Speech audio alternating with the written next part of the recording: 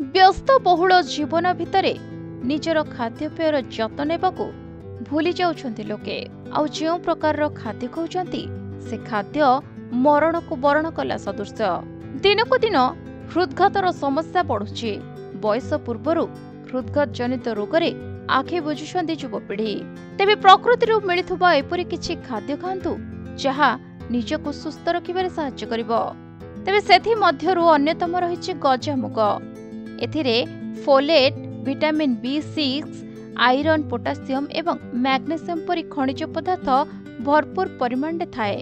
ଏହାକୁ ଖାଇବା ଦ୍ୱାରା ସ୍ୱାସ୍ଥ୍ୟ ଉପରେ ସୁପ୍ରଭାବ ପଡ଼ିଥାଏ। ତେବେ ଆସନ୍ତୁ ଜାଣିବା ଗଜାମୁଗ ଦ୍ୱାରା ଶରୀରକୁ କେଉଁଭଳି ପ୍ରକାରର ଉପକାର ମିଳେ।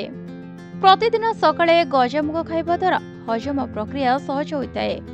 ଏଥିସହ ପେଟ ଫୁଲା ଏବଂ କୋଷ୍ଠକାଠିନ୍ୟ ସମସ୍ୟାକୁ ଦୂର କରିବାରେ ମଧ୍ୟ ଗଜାମୁଗ ସହାୟକ ହୋଇଥାଏ। ଗଜାମୁଗରେ ଭରପୁର ପରିମାଣରେ ପ୍ରୋଟିନ୍ ଥାଏ। ଗଜାମୁଗ ଖାଇବା ଦ୍ୱାରା ମାଂସପେଶୀ ବୃଦ୍ଧି ହେବା ସହ କୋଷ ତିଆରି ହୋଇଥାଏ। ବିଶେଷ କରି ଶାକାହାରୀ ଲୋକଙ୍କ ପାଇଁ ଏହା ବେଶ୍ ଉପକାରୀ। ଗଜାମୁଗରେ ଥିବା ଫାଇବର ଅଧିକ ସମୟ ପର୍ଯ୍ୟନ୍ତ ପେଟକୁ ପୂର୍ଣ୍ଣ ରଖିଥାଏ। ଅର୍ଥାତ୍ ଗଜାମୁଗ ଖାଇବା ଦ୍ୱାରା ବିଶେଷ ଭୋକ ଲାଗିନଥାଏ। ଏହାଦ୍ୱାରା ବାରମ୍ବାର ଖାଇବାକୁ ଇଚ୍ଛା ହୋଇନଥାଏ। ଫଳରେ ଓଜନ ପରିଚାଳନା ସହଜ ହୋଇଥାଏ। ମଧୁମେହ ରୋଗୀ ମଧ୍ୟ ଗଜାମୁଗ ଖାଇବା ଦ୍ୱାରା ସେମାନଙ୍କ ରକ୍ତରେ ଶର୍କରା ସ୍ତର ନିୟନ୍ତ୍ରଣ ହୋଇଥାଏ। ତେବେ ଜିଙ୍କ୍, ଭିଟାମିନ୍ C ଏବଂ ମିନେରାଲ୍ସ ଏକ ଉତ୍ତମ ଉତ୍ସ ହେଉଛି ଗଜାମୁଗ।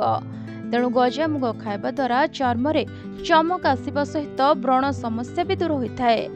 ଗଜାମୁଗରେ ଆଣ୍ଟି ଅକ୍ସିଡାଣ୍ଟ ଗୁଣ ରହିଥାଏ। ଏହା ଶରୀରର ପ୍ରତିରକ୍ଷା ପ୍ରଣାଳୀକୁ ମଜବୁତ କରିବା ସହ ସଂକ୍ରମଣକୁ ରୋକିବାରେ ସହାୟକ ହୋଇଥାଏ।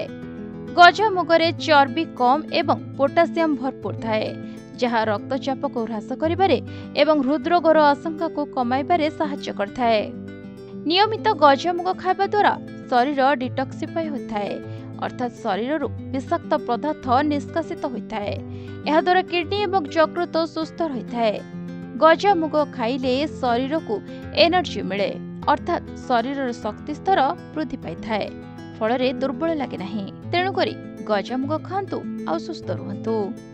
ବ୍ୟୁରୋ ରିପୋର୍ଟ, ପ୍ରତିଦିନ ଟିଭି।